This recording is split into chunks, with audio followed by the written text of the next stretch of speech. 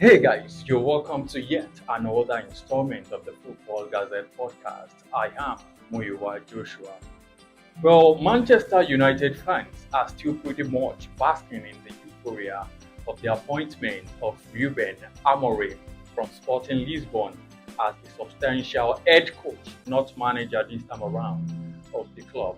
Of course, he's to resume official duties on the 11th of November and his first official competitive match is against Ipswich Town. Well, Manchester United, to them, it feels as though Ruben Amorim is the messiah they long seek after Sir Alex Ferguson. Well, some way, somehow, Yeah, I want to believe they might get disappointed by the first few games of Ruben Amorim because it looks as though the expectation is really high. well, in his last press conference, he said if he defeats Manchester City, he's the next Sir Alex Ferguson. But if he loses, The the expectations expectation would be drops. reduced. Yeah. And the fact is that, yes, Manchester United are basking with a lot of joy at the moment, and you never can tell what it is to be expected. You know, they had the same feeling when they brought in Eric Young. They had the same feeling when they brought in Oliver Solskjaer. They had the same feeling when they brought in Ralph Ragnick. So it has been since Sir Alex Ferguson, no coach has been really up to par with Sir Alex Ferguson's achievement, and I don't think anyone in the coming future will achieve what Sir Alex Ferguson has achieved in the past. So the fact is that Manchester United fans out there need to build something like a project that they would be willing to work with. And I'm very sure Ineos and the hierarchy there at Manchester United is good enough now to start something, building a project. We saw that they were able to back Eric Tan during the summer, but unfortunately the results did not come for him. But then he was sacked, and Amorim is coming. They will have to back him as well. Get behind the manager, Manchester United fans. That's all you can get at the moment. But yes, left to me, I would opine that Manchester United lessened Yeah. the expectation on Ruben Amorim, just like Chelsea fans did to Enzo Maresca. You know, Enzo Maresca was coming into or came into Chelsea like an underdog. The expectations wasn't there. Very, very Are you low. with me? A championship So that's manager. why, yeah, exactly. So that's why Chelsea fans were blown away, were swept off their feet with the recent or immediate impact of Enzo Maresca. Yeah. I think this should be the case in Manchester United now with their fans. But then I've actually been disappointed in Manchester United fans with the hope they've actually placed on Ruben Amorim, a manager whose only job has been in Portugal. Maybe they thought they are bringing in another Sir Alex Ferguson or another Carlo Ancelotti or Jose Mourinho of this world in their prime. But then, Premier League is a different ball game. We saw what happened in the previous weekend. Manchester City lost to Bournemouth unbelievably. Arsenal losing to Newcastle. And I mean, see, Premier League will humble some types of managers because you never can tell what to do. There's no, you don't come to the league to underrate any certain club. You just have to be at your best every day. That's the complexity of the Premier League. You might be a good manager before and just get into the Premier League and struggle. While you might be a relatively unknown manager getting into the Premier League and try. But then, for instance, let's take a look at. I will. Yeah. And I was about talking about Slot. From Feyenoord to Liverpool, he took a job from jogging club, and now he's been able to build something for himself. He's enjoying the moment as fantastic. I mean, fantastic environment right here at Liverpool, and the Slot is doing well. You never can tell. Amorim as well. I just get to Manchester United and turn things around for good. Yeah, but I'm still of the opinion that Manchester United fans out there should lessen the expectation, indirectly lessening the pressure on Ruben Amorim. I mean, it's really pretty much a lot of work to do right there at Old Trafford. Allow Ruben get in and let me chip this in very quickly. Manchester United, the joy Manchester United fans are having now, I think is expected because this is a manager right there in the Portuguese league who hasn't lost a single league game. But like you said, it doesn't matter. I think in terms of scoring goals now, they are second to Barcelona, who has scored 40 goals in total this season across the top 5 leagues. and he has a striker over there, Victor Gyokeres, doing so well. So Manchester United, the joy in Manchester United fans should be understandable because this is a manager who has an identity. It's proven. Yeah, they really. No, I can't say it's proven. That's the point. I was I about to can't say answer you on it's that. proven. I can't say it's proven because Okay. he's doing that in the Portuguese In the league. Portuguese league. Now, when it comes to the Premier League, let's see if he's able to achieve that same feat. I mean, at least bring some identity to Manchester United fans, and let's see what he's trying to build right from the start. And it's not we saw. Okay, let's say Arne Slot is still leveraging on what Jurgen Klopp has left behind. For Chelsea, of Mauricio Pochettino, we don't know what they were doing. Let me say, but then Enzo Maresca came in, and right from the first game, we saw what he was trying to do, and a couple of other managers as well. Although this is a manager, the likes of Pep Guardiola, Mikel Arteta have spent 5 or more seasons at their respective club. So it is good that Manchester United fans give Ruben Amorim some time as well to build something. Well, that's left for Manchester United fans out there if they can lessen the pressure on Ruben Amorim to allow him to do his thing. But let's quickly talk about Arsenal. Yeah. What exactly is going wrong with Arsenal? For the first 2 seasons of the previous 2 seasons, we saw them keenly in this very fierce contest with Manchester City. But this time around, it looks as though they've lost their heads. They've actually lost a couple of matches. As a matter of fact, in the last 3 games now, they remain winless. And it's looking as though the trophy or that major challenger they were in the past 2 seasons that title is gradually slipping off their fingers now. What's wrong with Arsenal? To be honest, I wish Victor was here today to really give me that vibes I need talking about Arsenal. But then, I've said this once, I think in a football group, I told them, Mikel Arteta and Arsenal as a whole has really shot themselves in the leg. Why? They had 2 seasons golden opportunity, good momentum. 2 seasons back to back. You don't have that by chance. You just have to take it.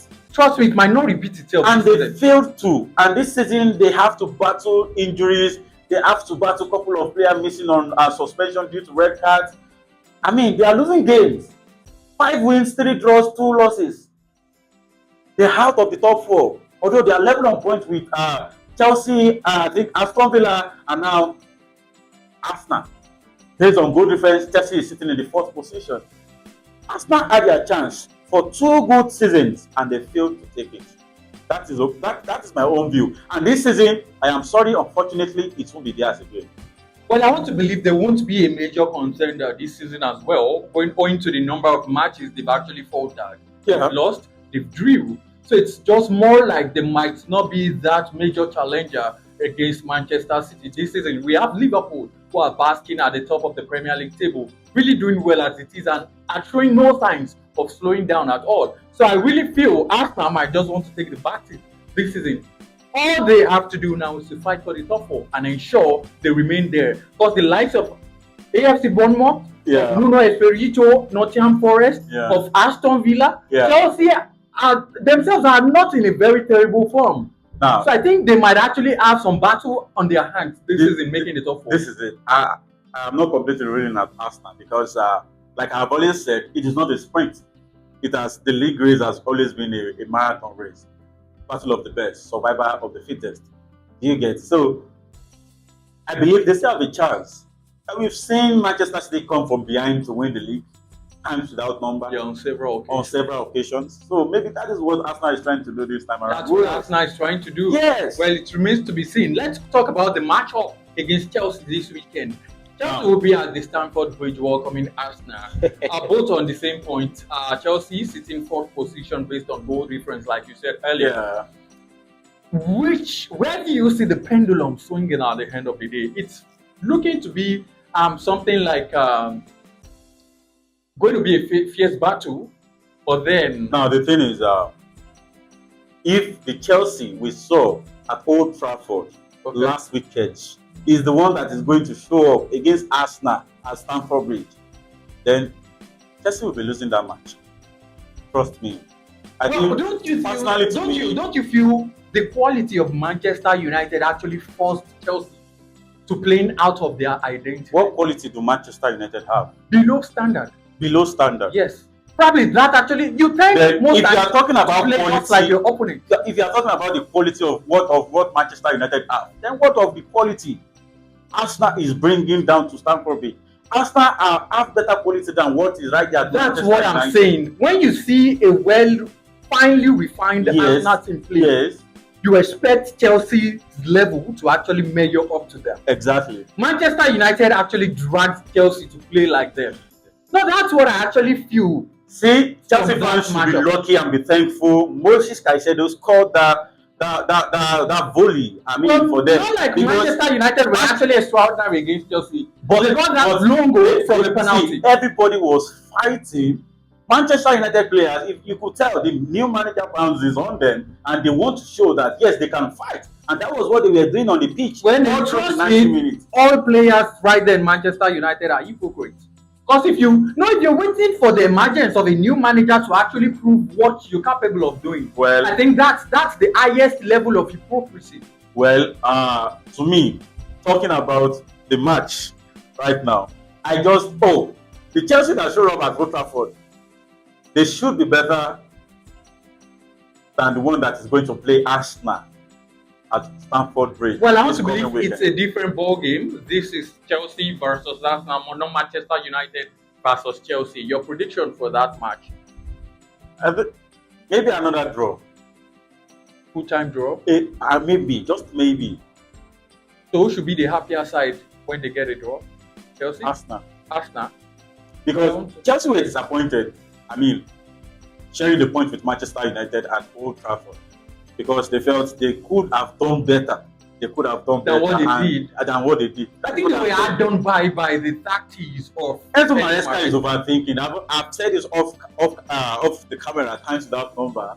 The use of Gusto in attacking position is not really working. I think Maresca should make some other tweaks in his tactical books, and let's see what you can always trust Enzo Maresca to figure it out and do the needful. Because if there's anything I've noticed of him is he tends to always realize where the mistakes comes from and make adjustments. Look at Mario Gusto. Mario Gusto never returned during the second half against Manchester United. He figured it out. But it's just left for him to desist from actually starting him over Marco Cuellar. Well, let's see if the fans, if I am to say, the most impatient fans among the top four clubs are Chelsea fans. So let's see if they will be able to give Enzo Maresca the time to keep doing trying and errors match after match, so that maybe at any point in time it won't cost them points like it did at Old Trafford. That's it. So, well, let's talk about Manchester United a little bit. Back to them now. They will be in action this weekend again. And Ruben van Nistelrooy will be hoping to get 3 maximum points for the very first time in the Premier League. Well, for me, as a manager, as an interim manager now, overseeing He's done well so far. He's done well so far. Trust me, defeated Leicester 5-2 and had a draw against Chelsea. In which we expected that if it had been Giant there, Chelsea would have defeated Manchester United on a normal occasion. But then, Ruben was able to grind out, at least a draw in that game. I think he's doing well for himself as a person, and he's a Manchester United legend. He will give anything to support the club. So, going again this weekend, I believe they should win because they still have the energy. They want to prove a point. Well, talking about proving a point, Garnacho has actually come under serious scrutiny and criticism in the past couple of days now, especially after that match against Chelsea. Yeah. Fans are calling for his head for him to be dropped to the bench in place of Amadi Diallo. I wouldn't know what you feel of that particular uproar from Manchester United fans, but I think Garnacho at some point happens to be this savior they actually look up to. Yeah. So where has it gone wrong? Suddenly, he's lost his head, and Manchester United fans are going back from their words. Well, as much as I want to say that he's still very young, Manchester United fans don't forget. But at the same time, his decision making on the ball are very poor. Chelsea are very lucky. I'm still saying it in that match at Old Trafford. If Garnacho had done, I mean, if he had been better in decision making, Manchester United should have defeated Chelsea. Well, I wouldn't agree with you that Chelsea were lucky. I think Manchester United were lucky as well. Because if the likes of Noni Madueke were to be on top of their game, Manchester United wouldn't have escaped with a draw. Well, they had a better clear-cut chances than Chelsea. Well, I won't still agree with you. Can you present your evidence? No, I want to know the clear-cut chances you're talking about. See, football fans out there know, and those that watch this particular match can tell that yes, Garnacho had the chances, had a couple of chances of punishing Chelsea or making a pass through that will cost Chelsea a point. But he never made it. He never made those passes, and he never played those shots. And the chance he had, he blew it away. So I don't know. I will continue to say it. Chelsea were lucky. Trust me. What is this you are doing for Manchester United? I'm not doing it. I'm just saying the fact. I don't have to be biased here. Yes, I asked you to present your evidence. Now it's nowhere to be found. My evidence. When you said no, that were just mere words of the mouth. Mere words of the mouth. Probably you didn't watch the match. Oh, well, you actually know better. Well, football fans out there, that's him saying Manchester United fans should actually chill for Alejandro Garnacho. Is that what you said? Yeah, exactly. I mean, some reasonable doubts gave it to him, and he's going to grow up and develop into that type of player you all want him to be. But at this point in time, he's young, and I'm very yes, he should have done better with his decision making going forward. I think yes, he will grow into that. Well, let's quickly chip this in. Yeah, Mario Balotelli, earlier in the week, actually made a return back to football, and of course, this time around, it wasn't the colors of Genoa in the Italian Serie A. Was brought in the 86th minute, and 5 minutes later, he took a yellow card. Yeah. He started his return to football in the Mario Balotelli way possible. Well, Super Mario never changes. Booked after 5 minutes into the game. Well, that's lucky Genoa won that match. Fantastic win for them, and good to see Mario Balotelli back after I think 1,700 plus days. Good to see him back on the pitch. I think that should serve as a motivation to a wide range of people. Yeah, even outside the scope of being a football player now. Because no matter how long or how much you actually fall, that's not what matters. It is how many times you have the strength to actually get up on your feet that matters the most, and that's what Mario Balotelli has just exemplified.